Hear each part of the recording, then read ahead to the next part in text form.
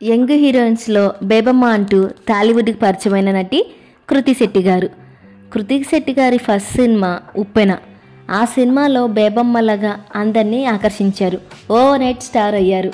ఆ వెంటనే చేసిన శ్యామ్ సింగరాయ్ సినిమాతో భారీ హిట్ కొట్టేశారు.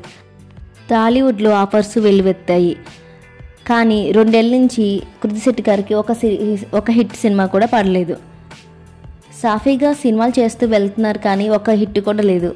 ఇది ఏ హీరోయిన్కే టెన్షన్ పట్టే విషయం. కానీ ఇక్కడ కృతి శెట్టి విషయంలో కాస్త వేరేగా ఉందని చెప్పాలి. ఈ మధ్య ఆమె నుంచి వచ్చిన సినిమాలన్నీ బాక్స్ ఆఫీస్ దగ్గర ఫ్లాపులుగా నిలిచాయి.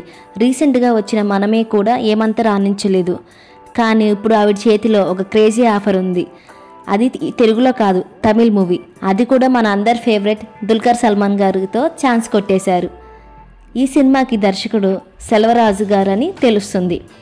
కానీ ఈ ప్రాజెక్ట్ పైన ఒక అఫీషియల్ అనౌన్స్మెంట్ కోసం చూస్తున్నారు.